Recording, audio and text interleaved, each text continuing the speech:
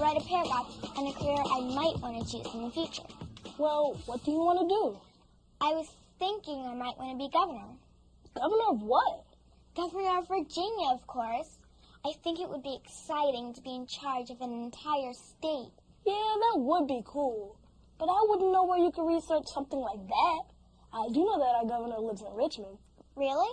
Yeah, my dad told me. He sometimes takes trips to Richmond for work.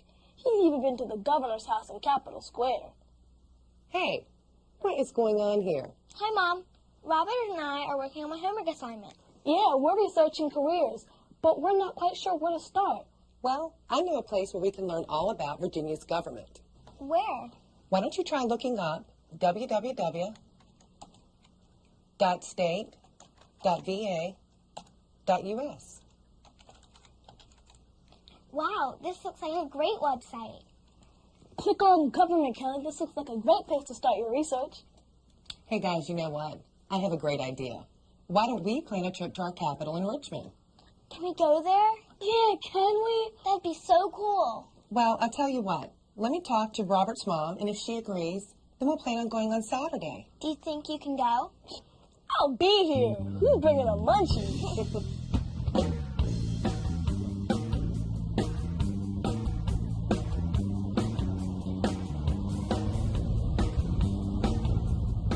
Hey, Mrs. Miller, how far is it to Richmond?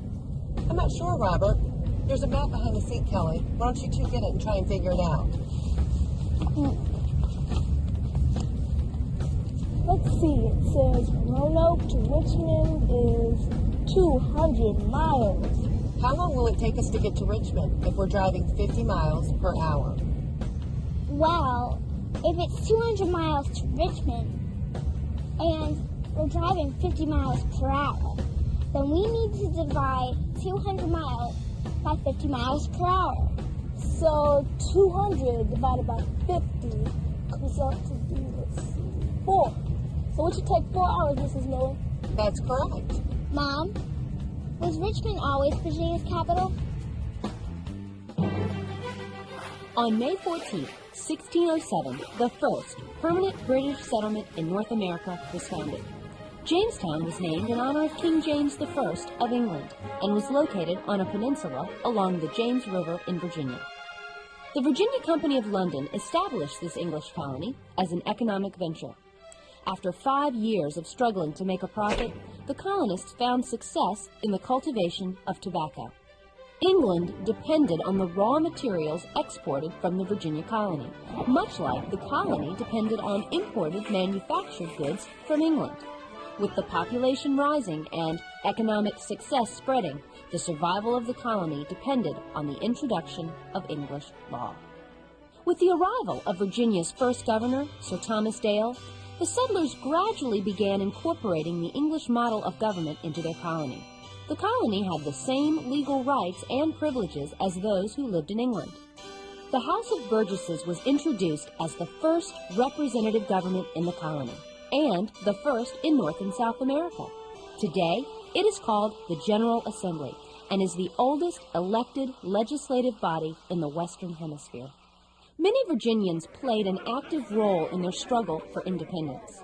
Virginians organized the Committees of Correspondence. The English king and Parliament often overturned laws passed by the General Assembly and declared them illegal. Alarmed by the colonists' discontent, Virginia's Governor Dunmore, who was appointed by the King of England, dissolved the General Assembly and placed Virginia under the governor's rule. The colonists ignored this order and met at Raleigh Tavern in Williamsburg to discuss how to protest the king's actions. Virginians also organized the Virginia Convention. They joined with other colonies to meet in Philadelphia. This was called the Continental Congress, a meeting of representatives from each colony. In the First Continental Congress, delegates came from every colony except Georgia. They met in Philadelphia to oppose the passage of the Intolerable Acts. These acts were laws passed by the British Parliament that closed Boston Harbor, prevented people from protesting in large groups, and forced colonists to house British soldiers. The Second Continental Congress met 1 year later in Philadelphia with delegates from all 13 colonies. They established a colonial army and declared American independence. During this time, a second Virginia Convention met at St. John's Church in Richmond, where Patrick Henry gave his famous "Give me liberty or give me death" speech. Patrick Henry later served as the first elected governor of an independent Virginia. After the delegates to the Continental Congress voted for independence, they asked George Washington to serve as commander of the Continental Army. George Washington was such a successful and respected leader by all people in the colonies that he was asked to be chairman of the Constitutional Convention, which wrote the Constitution of the United States. Once the Constitution was approved, George Washington was elected as our first president in 1789.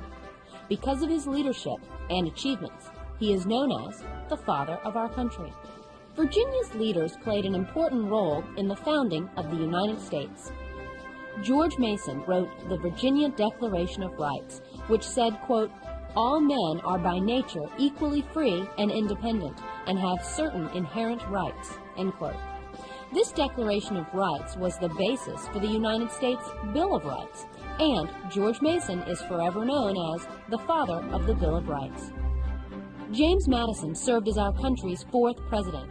He was the primary writer of the Constitution, helping people with different ideas reach a compromise. He is called the father of the Constitution. James Monroe served as our fifth president of the United States.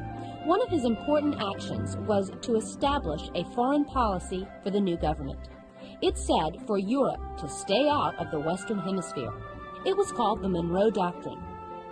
George Wythe, a law professor, was a delegate to the Continental Congress and signed the Declaration of Independence.